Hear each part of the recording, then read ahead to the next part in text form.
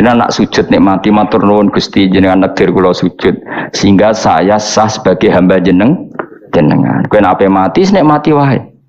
Gusti kula wangsul teng jenengan zaman teng donya ya sing ngurusi jenengan, mengke setelah mati ya sing ngurusi jenengan. Zaman saya hidup ya enggak tahu cara ngurusi diri saya sendiri. Ketika saya hidup juga kita tidak pernah tahu bagaimana jantung bekerja, paru-paru bekerja, yang ngelola roh ya enggak tahu. Zaman kita hidup yang jenengan kelola, setelah mati yang jenengan kelola. Sama saja Gusti jenenge inna sholati wa nusuki wa mahyaya wa mamati lillahi rabbil alamin. Itu bagus. Terus mati anak-anak eling ya nangis, bojomu ya sing nangis sak kadare ya sudah selesai. Nak kowe tangisan Cina nak disiksa mungkar nakir, tapi nak kowe wong soleh tenan wali kan ketemu mungkar nakir damai, pengalaman baru. Terus dites mungkar nakir lulus kumplot. Akan keren loh. Mlebu swarga diame napa? Lah sing jenis iki mbok tahlili ya kena ora ya kena aman. Paham ya? Ojo kok malah debat tahlil hukume piye. Ya tahlil kalimat thayyibah hukume ya apik. Ana pitung dina tradisi Buddha ya pitung dinane tradisi Buddha kalimat tetep kalimat thayyibah. Tapi misalnya ana sing ora gelem tahlil ya ora apa-apa, sing penting tetep nglafatno kalimat cuma ora seneng dinane 7. Ya gawe 8. Nah, misalnya gedeng 7 ya gawe 8 kan gampang. Nah gedeng 7, gedeng 8 ya gawe 1, sementing ora anti kalimah thayyibah, mau anti modele. Ya tidak apa-apa, kowe kudu cocok tidak cocok biasa. Ini ilmu semuanya bebas. Ilmu itu wilayah pangeran. Artinya wilayah pangeran nanti yang uji itu kamu pangeran. Ngapain debat kamu sekarang? Kita sering kritik Wahabi, kita juga sering dikritik Wahabi, biasa saja. Saya sering ketemu ulama Wahabi, saling menghormati nggak apa-apa. Meskipun saling kritik, ya gejol-gejolkan ya biasa, nggak masalah. Orang alim mulai dulu kritik-kritikan biasa. Imam Syafi'i sama gurunya sering gejol-gejolkan. Pas atas nama orang alim ya gejol-gejolkan. Dulu itu Mbah Hasyim Asy'ari sering gejol-gejolkan sama Ki Fakih Mas Kumambang, sama-sama orang alim, ya murid sama guru. Karena ilmu itu memang apa ya? Kayak iya kayak enggak. Nah, yang ilmu absolut pasti sepakat. Misalnya tadi, apa kalimat thayyibah itu selalu baik? Pasti selalu baik. Ya sudah. Lah nanti cara kaifiyah melafatkan itu orang yang bisa berdebat. Baiknya dilafatkan kapan ya? Ya baik terus. Tapi selalu ada pantangan. Misalnya di kamar mandi, saat jima misalnya. Itu kan pantangan-pantangan secara etika, apa? Pantangan-pantangan apa? Tapi kalau ilmu sebagai ilmu itu biasa dulu. Ulama-ulama berbeda itu. Ya, kalau gejol-gejolkan ya ulama dulu itu lucu. Misalnya sampai tak beda, andai kan kamu jadi kiai. Kira rasa-rasaan jadi kiai. Baik mana anak-anak kecil di waro kamar wong tua apa dipisahkan. Andai kan kamu punya pondok, milih mana? Anak kecil disamakan kangkang besar apa dipisah? Mau jawab, milih nanti di warno apa dipisah? Dipisah. Nah, gue dipisah. Lu akeh sing dipisah. Ada yang bilang di warno. Kalau di warna itu memang kalau dipisah itu resikonya sing kecil mentali cilik terus mergo ora ono sing didik sing tua. Nah di warna kadang sing cilik sing tua kan suaya rabi men bakas rabi, cilik katut bakas rabi bahaya. Utawa sebalike sing cilik melok main game, sing tua melok main game mergo katut cah cilik. Lha iku jenenge istihad, sama-sama apa? Sama-sama apa? Mungkin. Sehingga dulu itu pernah ada wali itu karena sholat jamaah itu di shaf akhir. Yang shaf awal wali karena sering shaf awal. Yang shaf akhir ya ada yang jadi wali. Yang shaf awal nggak terima. Kenapa kamu jadi wali padahal kalau sholat di shaf akhir? Jawabnya saya itu malu sama Allah. Kok kepedean betul kok di depan. Tapi gak jadi niru ya. Gimana cerita ya? Cek pede nih. Enggak ngarep. Karena dia di belakang motifnya itu tidak males. Tapi motifnya itu apa? Tawadhu atau malu, dia jadi wali. Nah, aku kan bergo males panjen. Atau mau rohimame tadi. Iku sing mari ra wali-wali. Sing kok ngarep kadang ambisi ngimami padha dene malah repot meneh. Jadi dulu ilmu itu biasa. Orang Maliki itu nak gojlok orang Hanafi itu yang entek ngame. Orang Hanafi kalau gojlok Imam Malik itu yang entek ngame. Ya biasa dulu itu ilmu.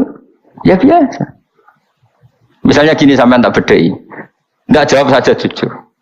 Rasulullah itu puasa Senin Kamis selalu apa kadang-kadang dalam semua riwayat. Kadang-kadang. Sesuatu yang kadang-kadang dilakukan Rasulullah itu akan sunat terus apa sunatnya juga kadang-kadang. Ayo jawab saja. Wah, akeh sing sarap ya. Rasulullah itu puasa Senin Kemis itu kadang-kadang apa terus? Kadang-kadang, ini sudah masih benar. Sesuatu yang pernah dilakukan Nabi kadang-kadang itu menjadi sunat terus apa sunatnya juga kadang-kadang? Terus. Nah sekarang sebetulnya hadis kunut itu semuanya sepakat. Rasulullah kunut itu ya ahyanan kadang-kadang. Nah sesuatu yang pernah dilakukan Nabi kadang-kadang itu akan menjadi sunat terus ila yaumil. Maka Imam Syafi'i milih kunut terus. Abu Hanifah enggak, bahaya kalau sunat kok dilakukan terus, nanti dikira wajib. Sehingga Abu Hanifah tidak kunut. Dan itu ya biasa ketemu gitu. Imam Syafi'i kalau sholat di masjid Abu Hanifah itu tidak kunut. Ketika ditanya ikroman di hadal madhab, saya menghormati madhab. Orang Hanafi kalau main ke rumahnya Imam Syafi'i ya kunut ya biasa dulu. Sekarang kunut dan kunut jadi politik identitas. Ini kunut sebelah ini mesti ini enggak kunut sebelah yang dulu itu enggak. Saya sampai sekarang nggak pernah tahu kunut itu tradisi ormas mana, sampai sekarang nggak ada tahu. Karena saya orang alim, taunya kunut mazhab Syafi'i, nggak kunut mazhab Hanafi. Dan itu sebelum tahun 12 dan 26 mazhab itu. Udah tahu toh maknanya? Mazhab itu sebelum tahun 12 dan tahun 26. Jelas? Kok orang paham? Jadi dulu lama ya biasa perdebatannya gitu. Apakah sesuatu yang pernah dilakukan Nabi secara ahyanan itu sunat terus? Apa sunatnya juga ahyanan sekali tempo? Jawabannya apa? Terus. Tapi kalau terus bahaya, nanti yang sunat dikira wajib. Nah yang berpikir gitu Abu Hanifah, yang berpikir terus Imam Syafi'i. Ya sudah akhirnya jadi seperti ini. Dulu itu nggak jadi politik identitas, saling menghormati. Imam Syafi'i itu Abu Hanifah sudah kabundut, pernah sholat di masjid Abu Hanifah tidak kunut. Ketika ditanya ikroman lihadzal madhab, saya menghormati madhab ini. Untuk angen-angen nak kunut terus nggak dikira wajib. Orang-orang Hanafi kalau ke rumahnya Imam Syafi'i di komunitasnya juga kunut. Ya sudah biasa dulu seperti itu. Makanya kita ini harus ngaji. Dulu itu biasa ulama gejol-gejolkan perkara madhab kayak yang saya contohkan tadi. Orang yang membatalkan puasa lewat jima itu kan sanksinya berat. Sanksi ini karena jima, apa karena hadku hormati Ramadan biuri usrin syar'iyyin, merusak kehormatan Ramadan tanpa uzur syara. Cara Imam Malik karena merusak Ramadan tanpa uzur syara, sehingga gak jima pun hukumnya sama. Yaitu misalnya makan tanpa uzur, ya hukumnya sama. Kenapa sama? Jima istri hukumnya apa? Halal apa haram? Halal. Makan halal. Maka kalau itu kamu lakukan fina hari Ramadan, siang-siang Ramadan tanpa uzur syara, maka sanksinya sama-sama berat karena dianggap melecehkan kehormatan Ramadan. Cara Imam Syafi'i enggak, jima sama makan mulai dulu beda. Kamu makan wajib mandi enggak? Enggak. Kalau jima wajib. Kan beda. Ya beda itu enggak sama. Ya sudah, Imam Syafi'i memberi sanksi berat untuk jima, untuk makan tidak. Wong padha pintere kan yo penak. Penak kan? Sing ora penak iku padha gobloke, padha sok pintere. Lah iku debate ra barbar iku. Padha gobloke, nak debat padha sok pintere. Wis naudzubillah min dzalik. Kulo nek debate wong malah kudu guyu. Malah melok goblok, ngrungokno tok malah melok goblok. Wong debat agama kok gak ono referensi, ra ono kitabe. Amen muni menurut saya. Memangnya Anda penting dalam wali ora, ulama ora kok debat agama menurut. Memangnya Anda mujtahid? Kudune gak menurut kitab yang saya baca dalam mazhab Syafi'i kitabnya ini begini. Sing sitok bantah dalam mazhab Maliki kitabnya ini. Oh itu keren. Aku teko ning majelis. Debat menurut saya. Memangnya Anda siapa? Nabi ndak, wali ndak, ulama ndak? Kok mau agama menurut Anda? Kowe swargane ora mesti kok ape. Makanya dibiasakan pakai referensi, pakai sanad. Agama ini butuh sanad. Inna hadzal ilma dinun fanzuru amman ta'khuduna dinakum. Lihat di mukadimah Sahih Muslim. Agama ini ilmu, ilmu ini agama. Maka lihatlah ilmu itu kamu ambil dari mana? Karena tanpa sanad ini bahaya. Bahayanya tadi misalnya begini. Ada orang alim soleh berteman orang kafir, atau berteman orang fasik, atau berteman perempuan cantik. Dia alim loh, alim soleh seolah lagi. Ada orang alim soleh berteman perempuan cantik atau orang fasik atau orang kafir. Pasti di hatinya satu. Wong ayu nak dikancani wong fasik engkau malah melakukan hal-hal yang tidak terpuji. Nak dikancani wong alim syaratnya soleh, saya ulang lagi, dibina dijak ngaji, diarahkan yang benar, terus dinikahkan sama orang soleh. Ternyata pertemanannya hanya proses ngantar wong ayu tadi baik dan bernikah sama orang soleh. Berteman orang kafir ya dia mengajarkan hujah-hujah argumentasi Islam jika suatu saat berharap menjadi Islam. Tapi orang liberal melihat itu bukti bahwa agama itu bebas. Wong alim nyatane kancanan wong ayu, wong kafir gak masalah. Itu pilihan mbahmu. Ini beda, sama-sama cara zahir kancanan orang fasik, tapi asal orang soleh itu motifnya itu beda. Saya misalnya orang kaya, ada ulama kaya, itu senengannya blonjo. Sampai bojone itu marah-marah. Saking parahnya ulama ini, kebetulan keluarga saya, ini anaknya mulai anaknya kon golek utangan. Padahal nilai anaknya pertama berangkat dari rumah itu bawa uang, mau ngirimi anaknya di sarang. Itu orang Jawa Timur, kiai alim. Roh bakul kacang ning bis gak mentolo ditukoni. Roh bakul mainan saake wong tuwek wadon ditukoni. Walhasil nduk sarangku duwe entek. Tapi gowo mainan, gowo kacang putu-putu. Saake jare. Sama-sama belanja. Dekne niate nyebar rahmate Allah. Loh, saya pernah ngalami itu meskipun di ada skala yang ekstrim itu.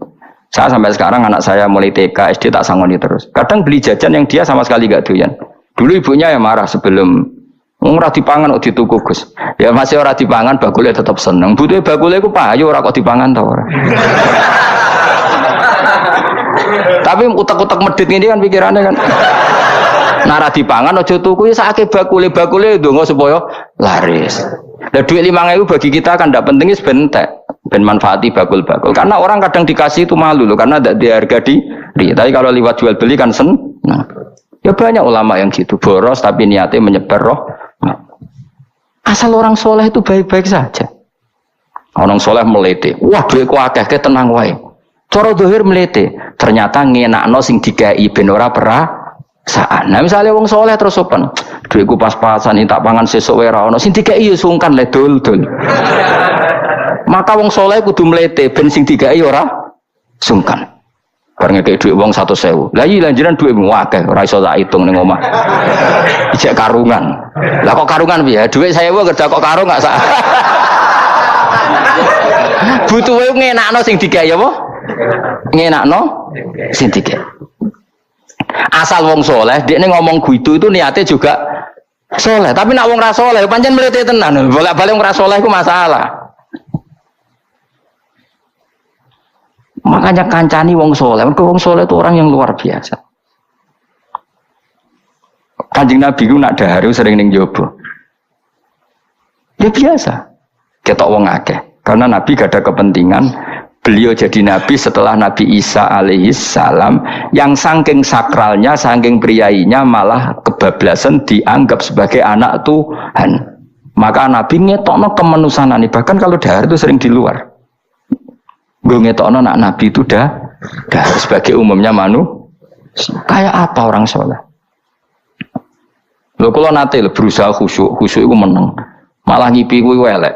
Mergo aku ora meneng kowe wibawa, nak meneng malah buyute wibawa. Akhire wong rawani takok agama. Nak ana ora takok agama terus takok wong liya, takok rugi malah ra karu-karuan. Tapi baru kayak aku sering guyon gejlokan orang berani tanya. Baru kayak berani tanya, ilmu dikembalikan pada ahlinya.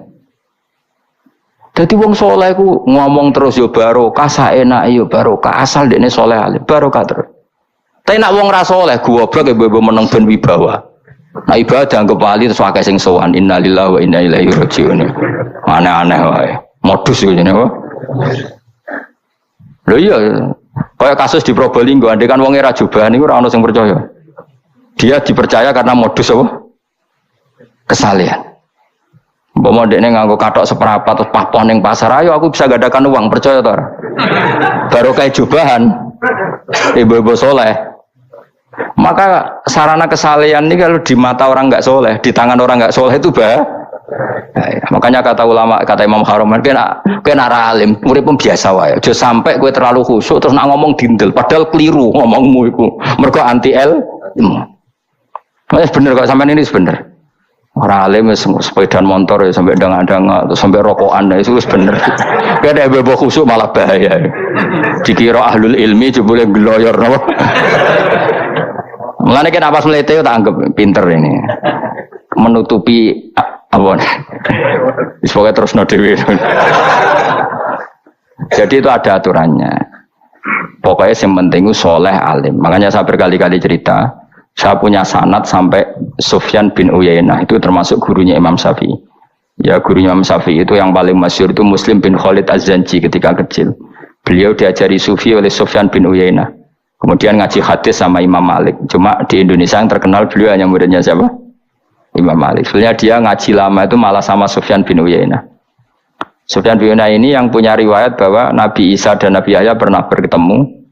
Ketika bertemu di satu kampung, sing Nabi Isa tanya, "Aina sirarun nas?" Lalu rumahnya orang-orang fasik di mana? Sing Nabi Yahya selalu tanya, "Aina khiyarun nas?" Lalu rumahnya orang-orang baik di mana? Ini sama-sama Nabi dan sama-sama muda. Kita tahu Nabi Isa juga wa atainaul hukma napa?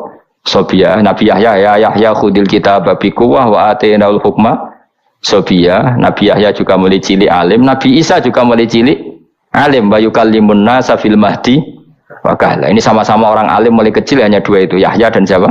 Isa. Itu sezaman. Saya ulang lagi, sezaman. Sama-sama anaknya orang keren, Yahya bin Zakaria, anaknya Nabi. Isa bin Maryam adalah wali besar nasabnya.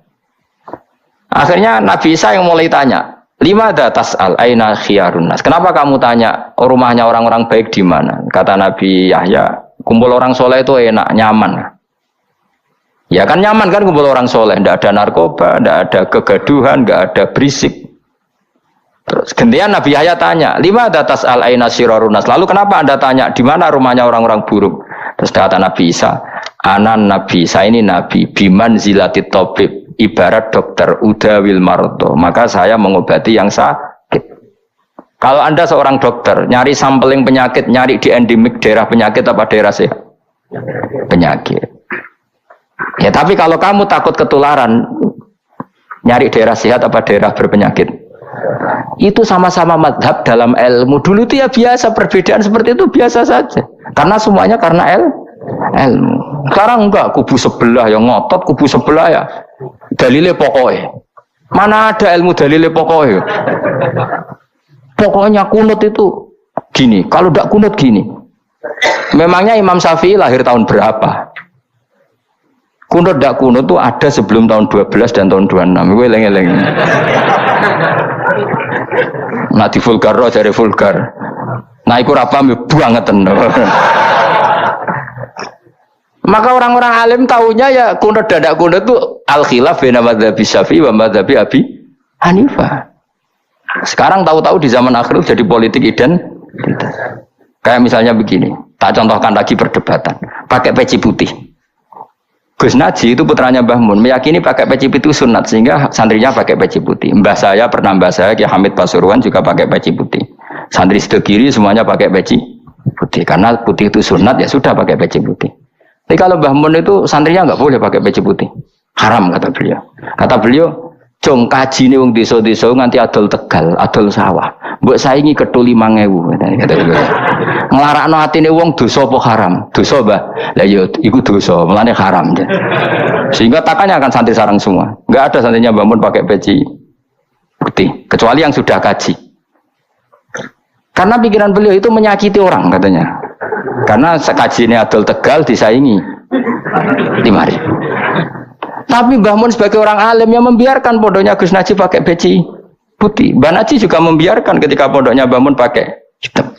Makanya saya keterusan peci hitam. Saya itu sudah kaji, tapi karena saya mulai dulu nggak pernah pakai peci putih terus keterusan sampai sekarang. Tapi suatu saat aku juga nganggukan kan, entah kapan suatu saat. Jadi aku soal Nabi keturunan ini keterusan diharamno terus kebablasan ini. Itu logika istihad. Sama misalnya khasnya ulama itu pakai jubah, pakai apa? Ya sudah itu khasnya ulama. Terus kayak misalnya neng parkiran macak ngono, alasannya anut ulama. Kira-kira menyinggung orang apa ndak kira-kira? Kowe kelakuan cek ra karuan jubah sunah Rasul terus kene parang tritis delok wong macem-macem. Coba kacau gak? Elek-elek nasab apa enggak? Boy orang itu mikir, jadi karena ada selalu masalah ijtihadiyah.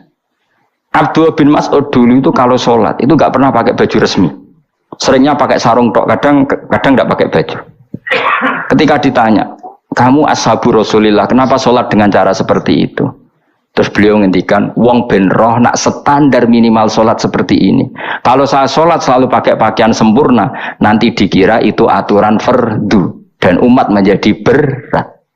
Sampai seperti itu ulama menjaga konstitusi bahwa yang penting dalam sholat adalah satrul aurah. Zaman itu sudah sahabat dan tabiin, karena Nabi sudah wafat itu sudah pakai pakaian lengkap. Tapi Abdul bin Mas'ud tiap sholat di masjid dia menunjukkan pakaian paling tidak lengkap. Jadi pernah beliau sholat itu hanya pakai sarung, terus diikatkan di lehernya. Ketika ditanya, dulu kita dengan Nabi pernah sholat seperti ini. Akhirnya ulama menjadi tahu, nak ngono sholat paling pokok itu nutupi mabena surah war rubah. Andai kan tidak ada cerita Abdul bin Mas'ud, mungkin dikira sholat syarat sahnya ya seperti itu. Maksudnya pakai jubah terus, pakai pakaian begitu terus. Barokahnya Abdul bin Mas'ud orang tahu standar minimal. Jadi kalau ulama itu motifnya seperti itu. Rasulullah kira-kira senang qiyamul lail apa enggak? Senang. Tapi beliau qiyamul lail di masjid hari keempat, hari kelima sudah tidak keluar ke masjid. Karena Nabi kalau selalu melakukan nanti dikira itu. Tapi kalau enggak melakukan nanti orang enggak qiyamul lail. Maka Nabi pernah melakukan ya pernah tidak. Ya sudah, itu konstitusi dalam tradisi ulama. Jelas ya. Saya sholat di pondok saya sendiri sering jadi makmum. Karena semua kiai sudah jadi imam. Nanti dikira syarat sahnya imam itu kiai. Repot. Makanya saya tunjukkan kiai juga boleh jadi makmum. Andai kan semua kiai jadi makmum, saya nanti jadi imam. Ya semua ulama mulai dulu tradisinya gitu. Karena yang dikatakan fardu kifayah itu kalau sudah ada yang melakukan, yang lain tidak usah. Biar seimbang. Sekarang enggak do geruduk kabeh. Makanya terus kacau. Coba sekarang misalnya gini, andai kan semua orang melakukan kebenaran kesunatan, yaitu misalnya semuanya ambisi itikaf di masjid, terus tidak ada orang melakukan kebenaran ngurumat yatim, ngurumat jenazah, ngurumat jalan-jalan raya, kan kacau. Mergo semuanya satu variasi kebenaran itikaf di masjid. Yatim sedang do mati, mergo do itikaf kabeh. Tapi baru kayak orang sing itikaf ning perapatan, nak nong tiba iso nulung, nak nong kesasar iso tako. Baru kayak wong sing itikaf ning perapatan. Sayangnya tuh hitung-hitung barangku sayangnya. Sajane niat itikaf ku sah. Nawaitul iktikaf linusrotit torik. Niat ingsun itikaf nulungi dalan ben nak ana wong butuh. Coba sekarang orang yang kecelakaan, pertolongan emergensi, orang yang itikaf di jalan apa yang di masjid? Di jalan, barokahnya banyak, itu tim SAR gratis. Umpama do niat soleh kabeh bumine pangeran, sah mbok itikaf. Mulai sesuk gak apa-apa, itikaf ning perapatan. Tapi buktikan kamu tidak berbuat macam, atau tulisi relawan orang tersesat. Jadi ajane kebaikan itu ada di mana-mana. Makanya Nabi menyatakan kebaikan, orang itikaf ya dikatakan Nabi baik. Orang yang jalan-jalan kemudian ada duri disingkirkan juga disifati Nabi orang baik. Orang yang rumah yatim disifati Nabi orang. Bahkan orang yang hubungan intim dengan istrinya sama Nabi ya disifati orang baik. Sampai sahabat tanya, masa urusan gitu dapat pahala ya Rasulullah? Loh iya, andai kan itu sama orang lain kan malah dosa. Berhubung sama istrinya maka dapat pahala. Kayak apa Nabi ngitung kebaikan sekian banyaknya. Tahu-tahu di zaman akhir kubunya saja yang baik. Ini apa-apaan? Ini iskal deh. Yo marah ini.